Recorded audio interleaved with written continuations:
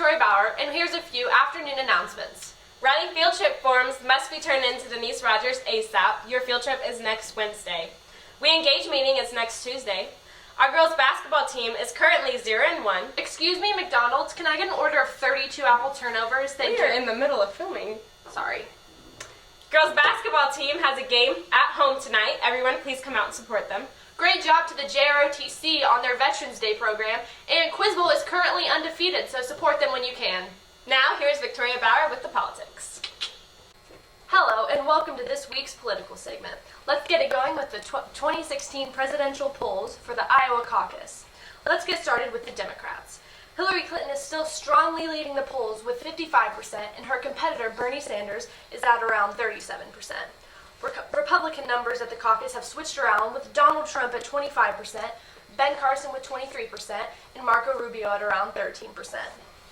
We often cover national politics on here, but let's discuss the local municipal election held on November 3rd. Candidates will be taking these spots this coming January. Congratulations to the following. Hartford City Clerk Treasurer goes to Pam Smart. Recently re-elected City Council members include Dennis Nottingham and Jimmy Lytle. And returning Mayor Ben Hodgins, who was uncontested in this race. How thrilling. Montpelier Clerk Treasurer goes to Charlotte Mansfield. Recently elected Montpelier Council goes to Kimberly Batten, Thomas Mounsey, and Jack Moore. Now on to candidates of the week. This week we will say fun facts about Republican Ben Carson and Democrat Martin O'Malley. It's okay if you don't know him, you're about to learn. Starting with Dr. Ben Carson. In case you weren't aware, he is a retired pediatric neurosurgeon. He was a pioneer in the separation of conjoined twins. Like Fiorina, Carson is a cancer survivor, and he was awarded the Presidential Medal of Freedom. Hard to scrutinize such a remarkable character. On to Martin O'Malley. He was in a Celtic band called O'Malley's March. It's okay to laugh. He did numerous things as the governor of Maryland, including legalizing gay marriage, increasing minimum wage, and putting lighter restrictions on marijuana. Now, O'Malley is marching his way into the presidential race, trading in his guitar for a potential life of gray hair and wrinkles. Now, here's Allie with the veteran. Veterans Day is a day where we thank those who have served and those who continue to serve our country. I'm here today with William R. Ford Jr., who's going to share with us a bit of his story. I was in Vietnam in 67 and 68 in support command out of Quinyon, and then I hauled fuel out of the Black Sea there at a petroleum dump up to Dak To, and that's about it. So. While it's easy to focus on those who have fought, we also want to thank the people who hold the fort down back at home. Here's his loved one, Sherry Ford, with a bit of her emotions and what she went through while he was gone. Well, it all started out when he first went into service. He was in Fort Leonard Wood, Missouri, and then I got to go see him and do some things with him on the weekend. And then he went to Colorado. Well, we got married in that length of time. He came home on a leave. We didn't know for sure whether he would get to come home, so I didn't get to plan a big fancy wedding. I had to just buy me a little dress, and he wore his uniform, and his brother just wore some street clothes, and I had a girlfriend to stand up with us. We had a cake that my cousin made, so we didn't get to have a big fancy wedding like most people did. But anyhow, I got my soldier home and got to marry him. Well, then we no more than got married, went to Colorado Springs, and we was there About 6 weeks. 6 weeks, and his orders come in to go to Vietnam. Well, then I can't go to Vietnam, so I'm heading back home.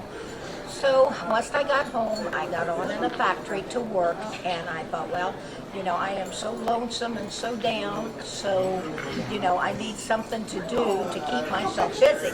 So I started working 12, 16 hours a day, and I thought, this give me a goal, because it's like, well, I can either help him decide whether he wants to buy a new car or a better car, or buy a house. So when he got home, he got him a 69 Chevy Nova, and so then we took off from there, and it was a very trying time, but still, every day I would write letters to him, and he wrote letters to me. We didn't get to talk very much, so it was very... Never talked it up. We never talked on the telephone. Okay, we done the recorder, that's it. It's been so many years back, I kind of forgot that. But we had a little tape recorder and we would tape messages to each other. But it was a very emotional time. But, you know, I'm still proud and happy to think that I'm married to a veteran and he came home safe and sound from Vietnam. Thank you. Well, there you have it. There's Spec 4 William R. Ford Jr. and his wife Sherry Ford. Now here's Bailey Klein with the weather. Hope you grabbed your coats today because it's getting chillier. Winds today should reach around 24 miles per hour. Highs for today are in the mid-50s, and lows will be in the high 20s. Over the weekend, temperatures seem to get slightly warmer, spanning anywhere from the low 60s to the high 30s. Although the weekend appears to be sunny and clear, the next week has a high percent of rain on Tuesday and Wednesday, 80%.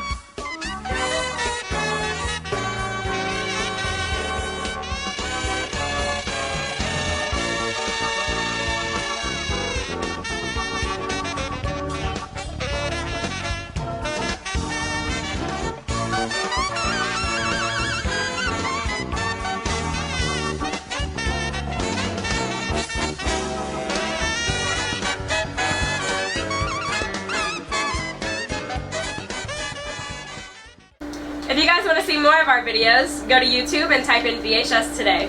If you have any controversial topics you want to talk about, go to our Twitter at today_BHS. And if you want to get caught up on all the news at BHS, go to bruininformer.moonfruit.com. Thank you. Thanks for watching! Thanks.